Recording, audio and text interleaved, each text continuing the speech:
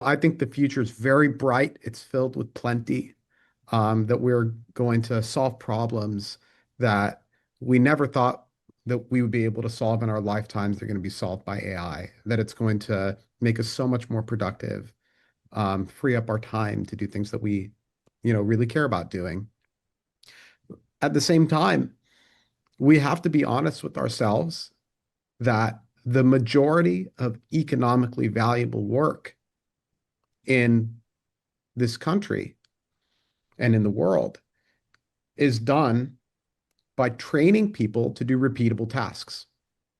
Okay. Today, That's the today. foundation of work today. That Today. is the foundation of work today. Training people to do repeatable tasks, whether that's working in a factory, whether that's delivering food, whether that's writing software.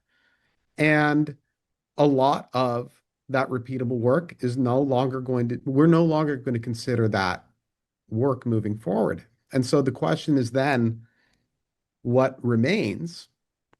Maybe there's some use for humans in the coming decades for doing work that isn't so repeatable, maybe requires some more creativity or context, that's difficult for the models to understand. Um, but I do think that we are going to enter a crisis of labor Mm. where, the so-called, where basically labor does not equal value anymore.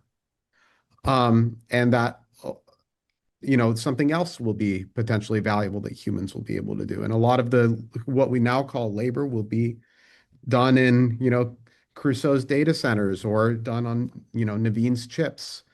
And that humans will play a different role in society. Chase, where do you fall on it now? And do you honestly worry about it a bit? Does it keep you up at I night, or you just think human creativity is always going to figure out a way, and we're going to move towards a Star Trek world where work and passion are optional, and there's so much abundance, nobody would Yeah. worry about something like food, energy, water, school, et cetera. It's all free anyway.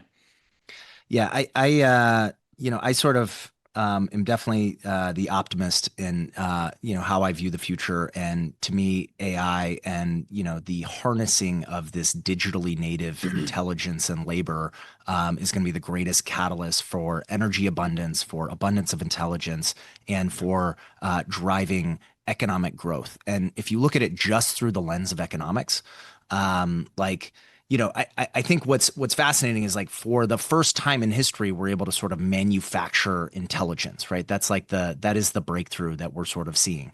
And the units of intelligence that we're seeing are these tokens, right? These output tokens of querying, large language models, or these big AI models. I think Naveen was actually the first person that gave me this analogy that an LLM is a bit like a statistical database where you're sort of it's just doing a next word prediction in terms of like, you send a set of input prompts and then it sort of gives, these output tokens. But I think what's fascinating when you look at what's happening with OpenClaw, with Claude Code, with a lot of these agentic platforms that are actually wrapping those models and actually utilizing how tokens are generated to actually create a useful task, actually producing digital labor, not just digital intelligence. It's like you give it a task and goes and accomplishes that task. That is another step function breakthrough.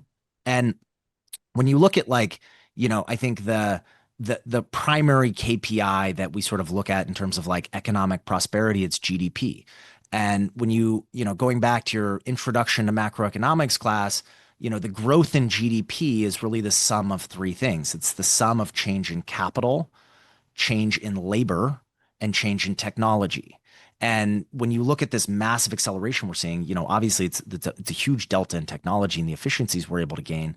But for the first time in history, we're Mm. actually able to massively accelerate that delta L, the change in labor, with this new digital labor force that's creating massive growth in what we're able to do and what we're able to accomplish. So I think we're going to see GDP growth that we've never seen before because you've been able to like sort of like amplify it through digital agentic labor. Notion is the AI powered connected workspace for teams. It brings all your notes, docs, and projects into one space that just works. And with AI built right in, you spend less time switching between tools and apps and more time creating great work. And now, with Notion's custom agents, busy work that used to take hours or never got done at all runs itself. And my company Launch is run entirely on Notion. It is the single source of truth for our company, and custom agents are now here and they can specialize anything you can come up with. Unlike AI chatbots, which, they just stick around, they wait for you to ask a question, you can assign your custom agent to ongoing tasks. So you can have them do regular updates across the entire system. Like, hey, alert me to what people are working on, or keep track of the docket for the next podcast episode, and even checking when I got new ads to read. We're leveling up the This Week in AI newsletter, and I assigned hire a new writer to our task routing agent. Now, Oliver has started this project the moment he opens his computer in the morning. And now producer Oliver just starts that project the second he logs into his computer in the morning. Can you imagine? An AI to keep an eye on what everybody's doing, not in a creepy way, but in a productive way, like a coach, and dropping a new task to the next available person. That's what this is all about. Try custom agents now at notion.com/twist. That's all lowercase letters.